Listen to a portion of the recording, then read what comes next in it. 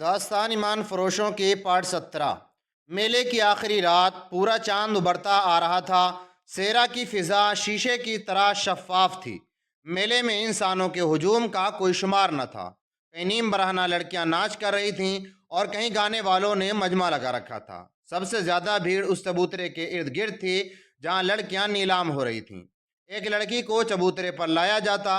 ग्राहक उसे हर तरफ से देखते, उसका मुंह खोल कर दांत देखते, बालों को उलट पलट कर देखते, जिस्म की सख्ती और नरमी महसूस करते, और बोली शुरू हो जाती।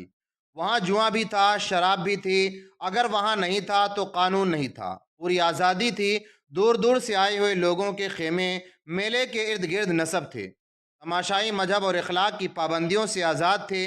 उन्हें मालूम नहीं था कि इनसे थोड़ी ही दूर जो पहाड़ियाँ हैं, इनमें खूबसूरत लड़की को ज़बा करने के लिए तैयार किया जा रहा है, और वहाँ एक इंसान देवता बना हुआ है। वो इतना ही जानते थे, इन पहाड़ियों में घिरा हुआ इलाका देवताओं का पाया तख्त है। यहाँ जिन और भूत पहरा देते हैं, और कोई इंसान वहाँ जाने की सोच भी नहीं सकता। उन्हें यह भी मालूम नहीं कि इनके दरमियान अल्लाह के 500 सिपाही घूम फिर रहे हैं, और 12 इंसान देवताओं के पाया तख्त की हदों में दाखिल हो चुके हैं। सुल्तान सलाहुद्दीन अयूबी के 12 छापा मारों को बताया गया था कि पहाड़ियों के अंदरूनी इलाके में दाखिल होने का रास्ता कहाँ है, लेकिन वहाँ से दाखिल नहीं हो सकते थे क्योंकि वहाँ पहरे का खतरा था। उन्हें बहुत दुश्वार रास्ते से अंदर जाना था। उन्हें बताया गया था कि पहाड़ियों के इर्द गिर्द कोई इंसान नहीं होगा, मगर वहाँ इंसान मौजूद थे, जिसका मतलब ये था कि उस हबशी ने अली बिन सुफियान को गलत बताया था। इस इलाके के गिर्द कोई फहरा नहीं होता। पहाड़ियों का खित्ता 1 मील भी लंबा नहीं था और इसी कदर चौड़ा था। वो चूंकि तरबियत याफ्ता छापामार थे, इसलिए वो बिखर कर और एहतियात से आगे गए थे। एक छापामार को इत्तफाक से एक दरख्त के करीब एक मुतहर्रिक साया नजर आया।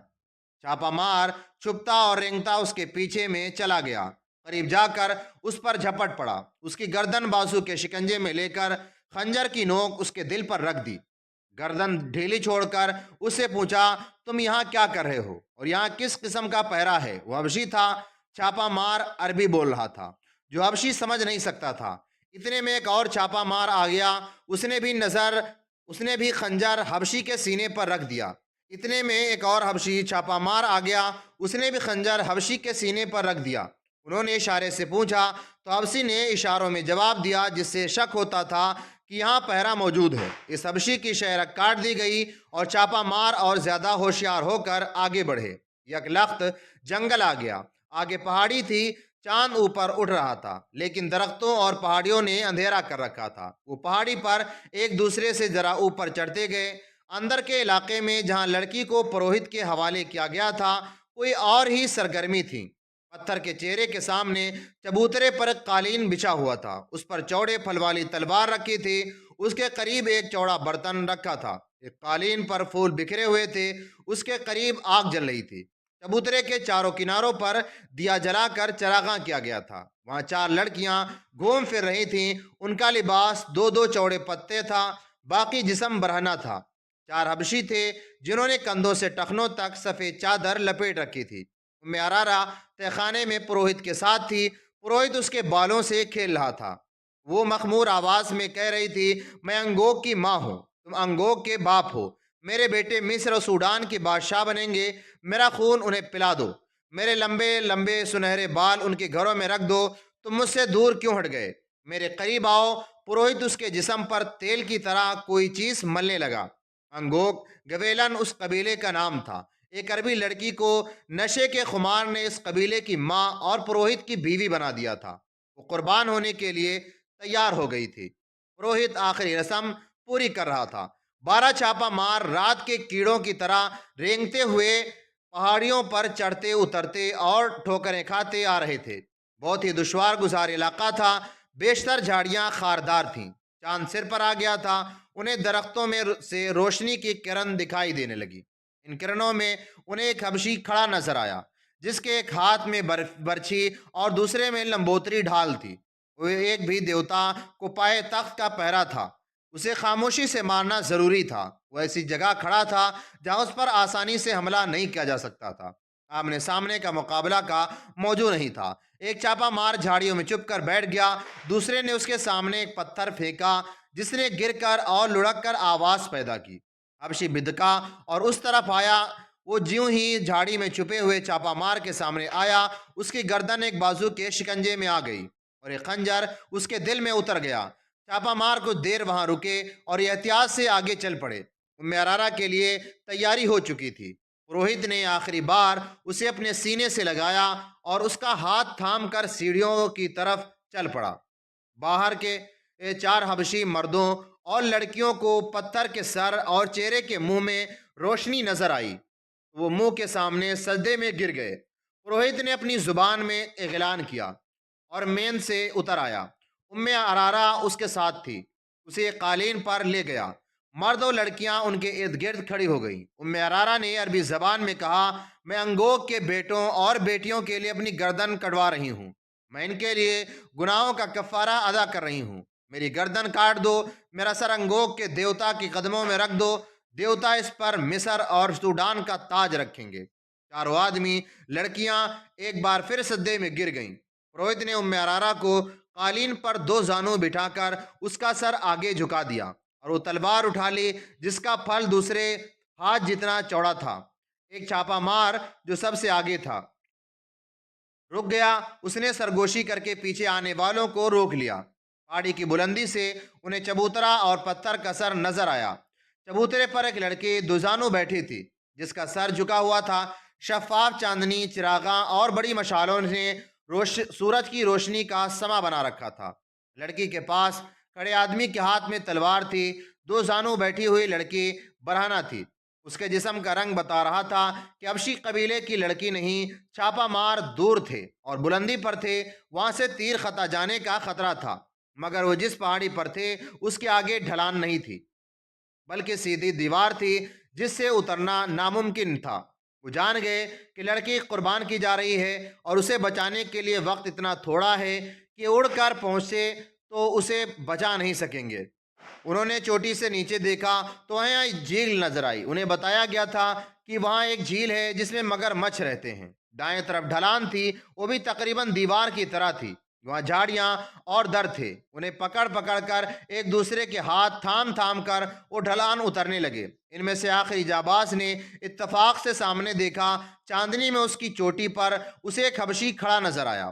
اس کے ایک ہاتھ میں ڈھال تھی اور دوسرے ہاتھ میں برچی جو اس نے تیر کی طرح پھینکنے کے لیے تان رکھی تھی۔ چھاپا ماروں پر چاندنی نہیں پڑ رہی تھی۔ حبشی ابھی شک میں تھا۔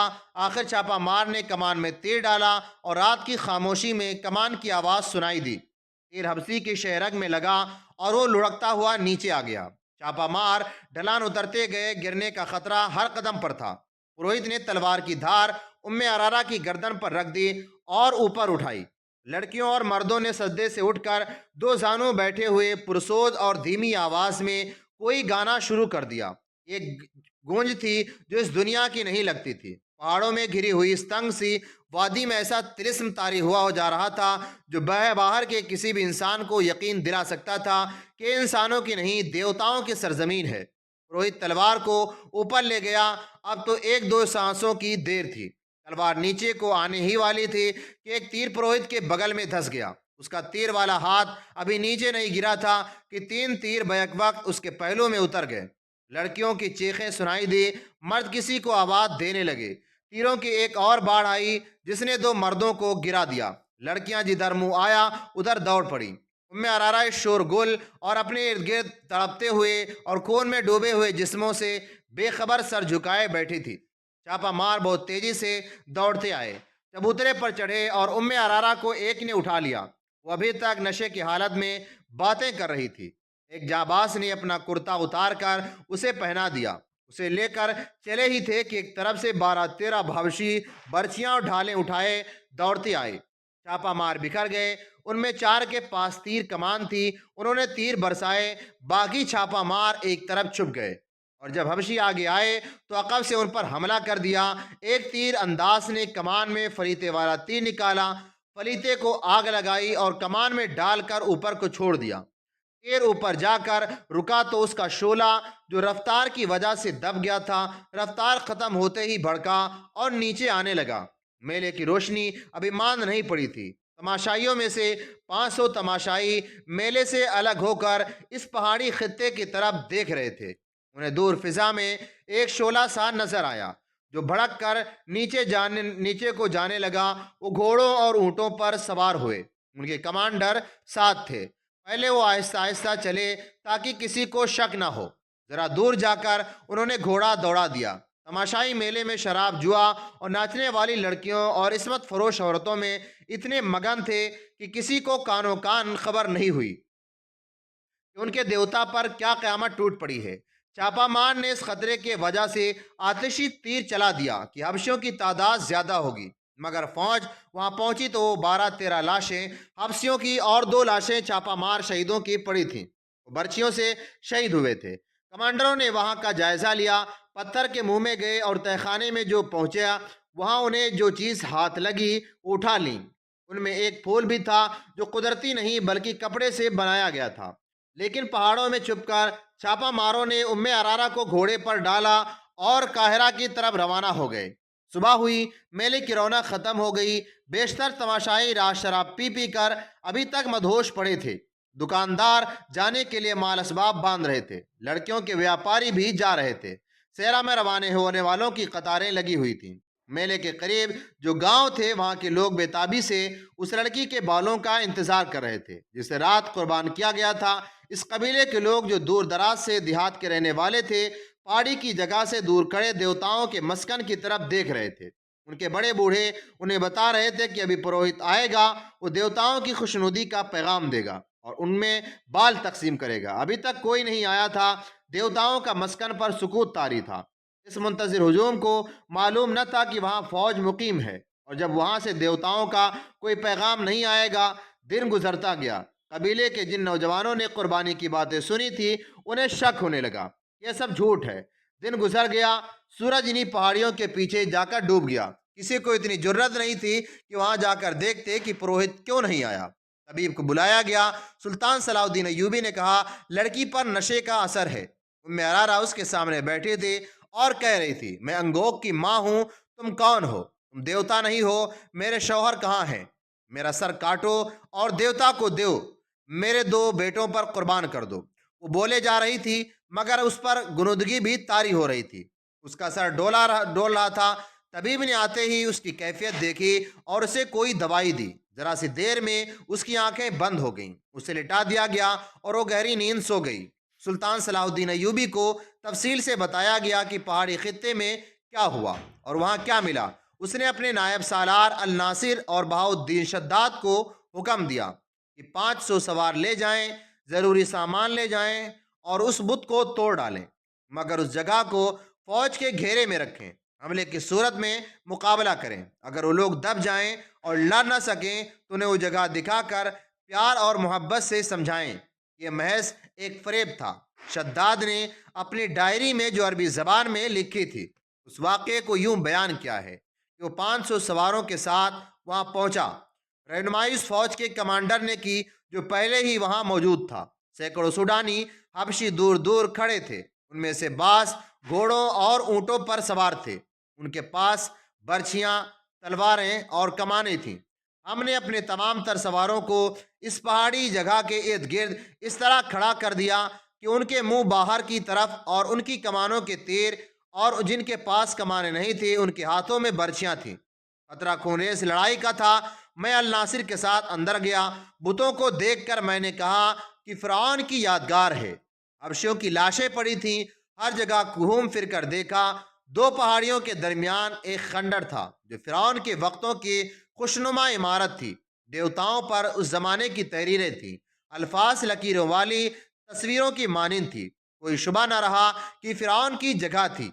दीवार जैसे एक पहाड़ी के दामन में झील थी जिसके अंदर और बाहर 2-2 कदम लंबे मगरमच्छ थे। झील का पानी पहाड़ी के दामन को काट कर पहाड़ी के नीचे चला गया था।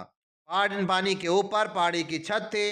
जगह खौफनाक थी। हमें देखकर बहुत सारे मगरमच्छ किनारे पर आ गए और हमें देखने लगे।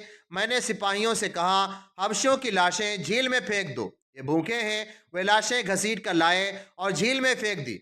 मगरमच्छों की तादाद का अंदाजा नहीं, पूरी फौज थी। لاشوں کے سر باہر آ رہے اور یہ سر پانی میں دوڑتے پہاڑی کے اندر چلے گئے۔ پھر پروہت کی لاش آئی، اس نے دوسرے انسانوں کو مگر مچھ کے آگے پھینکا تھا، ہم نے اسے بھی جھیل میں پھینک دیا۔ دو سپاہی 4 سوڈانی لڑکیوں کو لائے، وہ کہیں چھپی ہوئی اور بھاگی تھیں، کمر کے ساتھ پتا آگے پیچھے بندھا تھا۔ میں نے اور علی الناصر نے منہ پھیر لیا، سپاہیوں سے کہا انہیں کپڑے پہناؤ۔ جب ان کے جسم کپڑوں میں چھپ گئے تو دیکھا وہ بہت خوبصورت تھیں، روتے تھیں، ڈرتے تھیں۔ ہمارے ترجمان کو انہوں نے وہاں کے حال اپنی زبان میں بیان کیا جو شرمناک تھا۔ مسلمانوں کو عورت ذات کا یہ حال برداشت نہیں کرنا چاہیے، عورت اپنی ہو کسی اور کی ہو، کافر ہو، اسلام اسے بیٹی کہتا ہے۔ ان 4 لڑکیوں کا بیان ظاہر کرتا تھا کہ وہ فرعون کو خدا مانتی ہے، ان کا قبیلہ انسان کو خدا مانتا ہے۔ یہ جگہ خوشنما تھی، سارے صحرا میں سرسبز تھی، اندر پانی کا چشمہ تھا جس نے جھیل بنائی، درخت تھے جنہوں نے سایہ دیا۔ کسی فرعون کو یہ مقام پسند آیا تو اسے تفریح کا مقام بنا لیا، اپنی خدائی کے ثبوت میں یہ بت بنائے، اسے تہہ خانے میں رکھا اور عیاشی کی۔ آسمان نے نہ کوئی اور رنگ نہیں دکھایا، سورج ادھر سے ادھر ہو گیا، فرعونوں کے ستارے ٹوٹ گئے اور مصر میں دوسرے باطل مذہب آئے۔ آخر میں حق کی فتح ہوئی اور مصر میں کلمہ لا الہ الا اللہ سنا اور خدا کے حضور میں سرخرو ہوا، لیکن کسی نے نہ جانا کہ باطل ان پہاڑیوں میں زندہ رہا۔ الحمدللہ ہم نے خدائے جل جلالہ سے رہنمائی لی، باطل کا نقشہ بھی اکھاڑا اور اس ریگزار کو پاک کیا۔ اس جگہ کو سواروں کے گھیرے میں لے کر فوج نے پتھر کے اس ہیبت ناک بت کو مسمار کر دیا، چبوترا بھی گرا دیا، تہہ خانہ ملبے سے بھر دیا۔ باہر سینکڑوں حبشی حیران اور خوف زدہ کھڑے تھے، یہ کیا ماجرا ہے؟ ان سب کو بلا کر اندر لے جایا گیا، یہاں کچھ بھی نہیں تھا۔ انہوں نے اپنی اپنی لڑکیاں لے لی، انہیں بتایا گیا کہ یہاں ایک بدکار آدمی رہتا تھا، وہ مگر مچھوں کو کھلا دیا گیا۔ ان سینکڑوں حبشیوں کو اکٹھا بٹھا کر ان کی زبان میں واز دیا گیا، وہ سب خاموش رہے، انہیں اسلام کی دعوت دی گئی، وہ پھر بھی خاموش رہے۔ کبھی کبھی شک ہوتا تھا کہ جیسے ان کی آنکھوں میں خون اتر آیا ہے۔ انہیں یہ الفاظ دھمکی کے لہجے میں کہے گئے، اگر تم سچے خدا کو دیکھنا چاہتے ہو تو ہم تمہیں دکھائیں گے، اگر تم اسی جگہ کو جہاں تم بیٹھے ہو اپنی جھوٹے خداؤں کا گھر کہتے رہو گے تو ہم ان پہاڑیوں کو بھی ریزہ ریزہ کر کے ریت کے ساتھ ملا دیں گے، پھر تم دیکھو گے کہ کون سا خدا سچا ہے۔ ادھر قاہرہ میں ارارہ ہوش میں آ چکی تھی، وہ اپنی داستان سنا چکی تھی جو اوپر بیان کی گئی تھی۔ اس نے بتایا کہ پروہت اسے دن رات بے آبرو کرتا تھا اور پھول کئی بار اس کے ناک کے ساتھ لگاتا تھا۔ ارارہ کو بتایا گیا کہ اس کی گردن کٹنے والی تھی، اگر چاپا مار بر وقت نہ پہنچ جاتے تو اس کا سر گار میں اور جسم مگر مچھ کے پیٹ میں ہوتا۔ نازک سی یہ حسین لڑکی خوف سے کانپنے لگی، اس کے آنسو نکل آئے۔ اس نے سلطان صلاح الدین ایوبی کے ہاتھ چوم لیے اور کہا، خدا نے مجھے گناہوں کی سزا دی ہے، میں اپنے گناہ کا اعتراف کرنا چاہتی ہوں، خدا کے لیے مجھے پناہ میں لے لو۔ اس کی ذہنی کیفیت بہت بری تھی۔ اس نے شام کے لیے ایک دولت مند تاجر کا نام لے کر کہا کہ وہ اس کی بیٹی ہے۔ یہ مسلمان تاجر تھا، اس کا دوستانہ شام کے امیروں کے ساتھ تھا۔ اس وقت امیر ایک ایک شہر یا تھوڑے تھوڑے رقبے کے خطوں کے حاکم ہوا کرتے تھے جو مرکزی عمارت کے ماتحت ہوتی تھی۔ یہ عمرہ 10ویں صدی کے بعد پوری طرح عیاشیوں میں ڈوب گئے تھے، بڑے تاجر سے دوستی رکھتے تھے، ان کے ساتھ کاروبار بھی کرتے اور رشوت بھی لیتے۔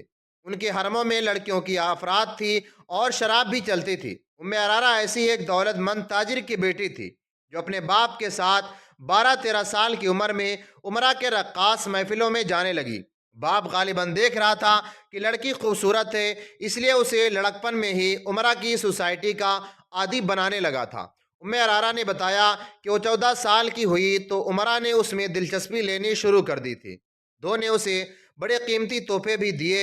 وہ گناہوں کی ایسی دنیا کی ہو کے رہ گئی کہ عمرہ کے 16ویں سال وہ باپ کو بتائے بغیر ایک امیر کی در پردہ داشتہ بن گئی، مگر رہتی اپنے گھر میں تھی۔ 2-3 سال بعد وہ باپ کے ہاتھ سے نکل گئی اور آزادی سے دو اور عمرہ سے تعلق پیدا کر لیے۔ اس نے خوبصورتی، چرب زبانی اور مردوں کو انگلیوں پر نچانے میں نام پیدا کر لیا۔ باپ نے اس کے ساتھ سمجھوتا کر لیا، گزشتہ 6-7 سال سے اسے اور قسم کے ٹریننگ مل رہی تھی۔ ان 3 عمرا نے مل کر سازش کی تھی، جن میں سے اس کا باپ بھی شامل تھا۔ اسے خلیفہ کی جڑیں کھوکھلی کرنے کی ٹریننگ دی جا رہی تھی۔ آگے چل کر اس سازش میں ایک صلیبی بھی شامل ہو گیا۔ عمرا خود مختار حاکم بننے کا خواب دیکھ رہے تھے۔ صلیبیوں کی مدد کے بغیر ممکن نہ تھا۔ ارارا کی نور الدین زنگی اور خلیفہ کے درمیان غلط فہمی پیدا کرنے کے لیے بھی تھی، استعمال کی تھا۔ صلیبیوں نے اس مہم میں 3 عیسائی لڑکیاں شامل کر کے زمین دوست محاذ بنا لیا۔ انہوں نے جب دیکھا کہ مصر میں سلطان صلاح الدین ایوبی نے نام پیدا کر لیا ہے اور اس نے 2 ایسے کارنامے کر دکھائے ہیں جن سے اس مصر کا وزیر اور امیر نہیں بلکہ بادشاہ بنا دیا ہے، تو ارارا کو خلیفہ العاضد کی خدمت میں تحفے کے طور پر بھیجا گیا۔ اسے مہم یہ دی گئی کہ خلیفہ کے دل میں سلطان صلاح الدین ایوبی کے خلاف دشمنی پیدا کرے اور سابق سوڈانی فوج کے جو چند ایک محاکم فوج میں رہ گئے ہیں انہیں العاضد کے قریب کر کے سوڈانیوں کو ایک اور بغاوت پر آمادہ کر لے۔ اسے دوسری مہم یہ دی گئی کہ خلیفہ العاضد کو آمادہ کرے کہ سوڈانی جب بغاوت کریں تو انہیں ہتھیاروں اور ساز و سامان سے مدد دیں، اور اگر ممکن ہو سکے تو سلطان صلاح الدین ایوبی کی فوج کا کچھ حصہ باغی کر کے سوڈانیوں سے ملا دیں۔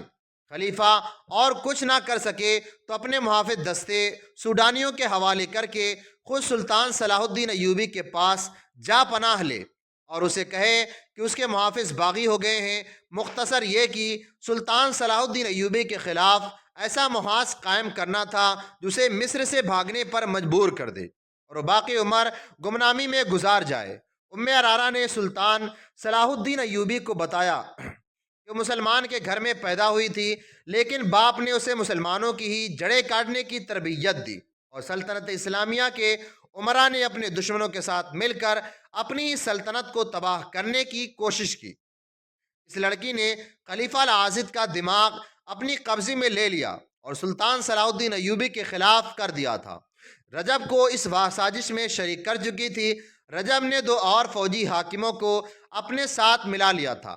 رجب نے سلسلے میں یہ کام کیا کہ خلیفہ کے محافظ دستے میں وہ مصریوں کی جگہ سوڈانی رکھتا جا رہا تھا۔ ارارا کو خلیفہ کے پاس آئے ابھی 2-2.5 مہینے ہوئے تھے۔ وہ قصر خلافت پر غالب آ گئی تھی، وہ حرم کی ملکہ بن گئی تھی۔ اس نے انصاف کیا کہ خلیفہ سلطان صلاح الدین ایوبی کو قتل کرانا چاہتا ہے اور رجب نے حشیشین سے مل کر قتل کا انتظام کر دیا ہے۔ یہ محض اتفاق کی بات ہے کہ سلطان صلاح الدین ایوبی نے خلیفہ کے بیکار وجود اور عیش پرستی سے تنگ آ کر اس کے خلاف کارروائی شروع کر دی تھی، اور یہ بھی اتفاق تھا کہ ارارا کو وہی لوگ اغوا کر لے گئے جنہیں سلطان صلاح الدین ایوبی کے خلاف لڑانا چاہتا تھا۔ اور یہ اتفاق تو بڑا ہی اچھا تھا کہ سلطان صلاح الدین ایوبی نے رجب سے محافظ دستے کی کمان لے لی اور وہاں اپنی پسند کا ایک نائب سالار بھیج دیا تھا، مگر ان اتفاق نے حالات کا دھارا موڑ دیا۔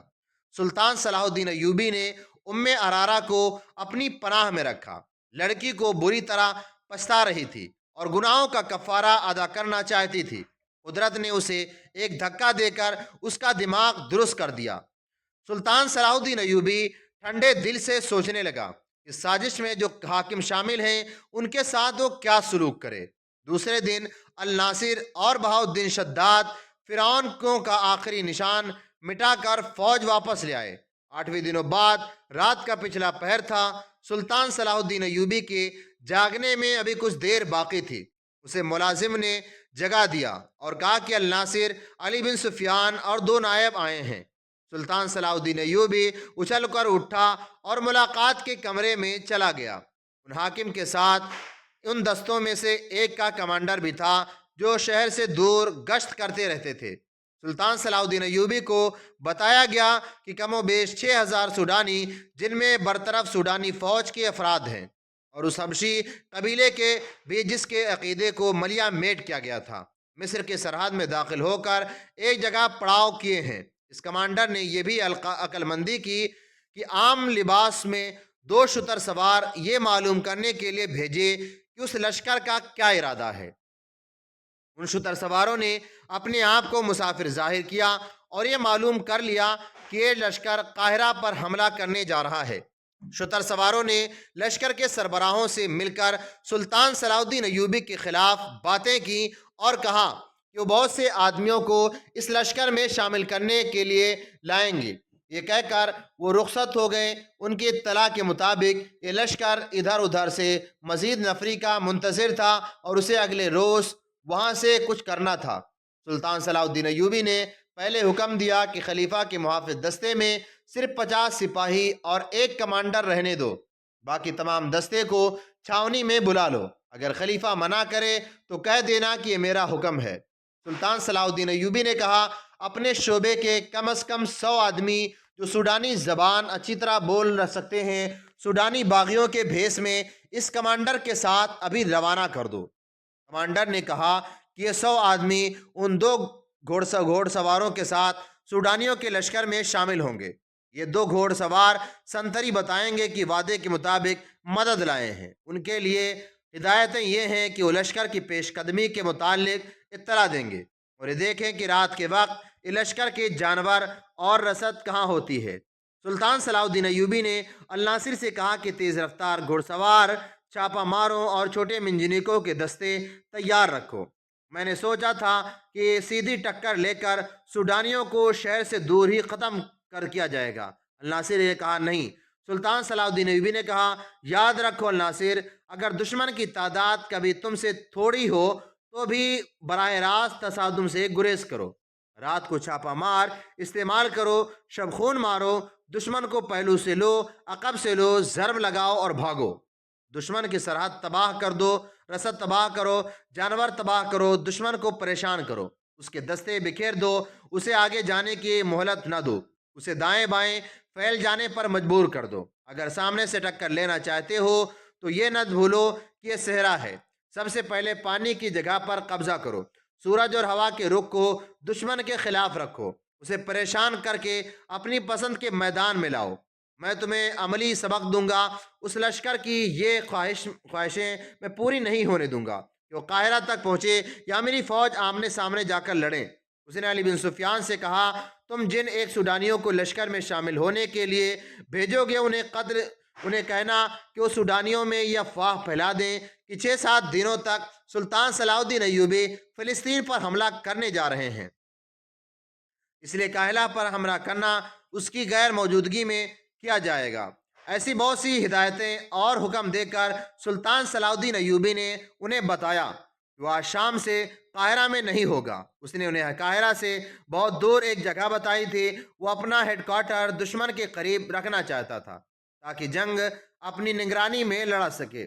سب نے ملاقات کے کمرے میں ہی صبح کی نماز پڑھی اور سلطان صلاح الدین ایوبی کے ایک احکام پر کارروائی شروع ہو گئی۔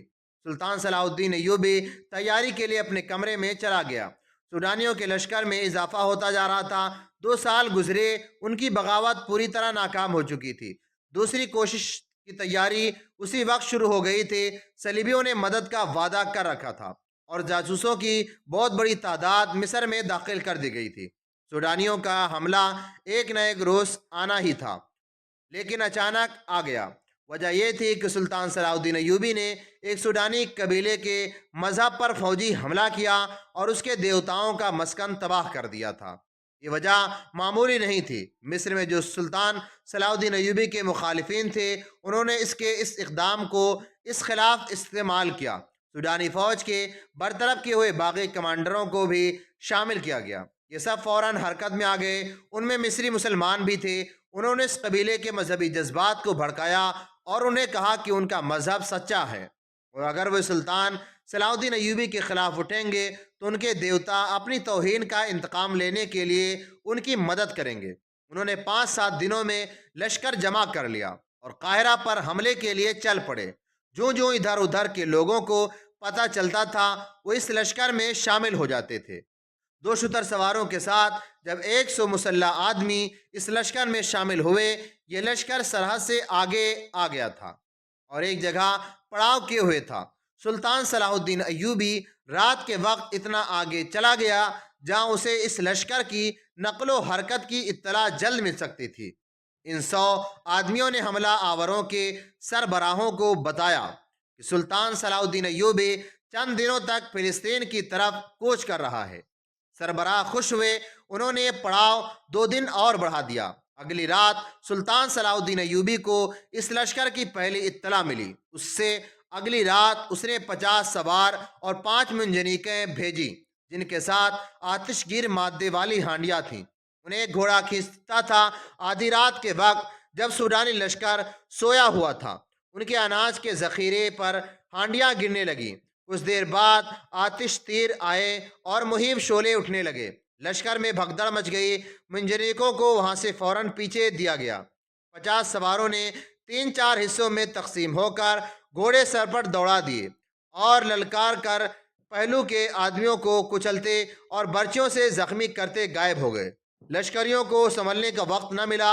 आग के शोले से जहां अनाज का जखीरा जल रहा था, वहीं ऊंट और घोड़े बिदक कर इधर उधर भागने लगे। सुल्तान सलाउद्दीन अयूबी के सवार एक बार फिर आए और 3-4 बरसाते गुजर गए। दूसरे दिन इत्तला मिली कि सूडानियों के कमोबेश 400 आदमी आग से, घोड़ों और ऊँटों की भाग दौड़ से और चापामार सवारों के हमले से मारे गए हैं।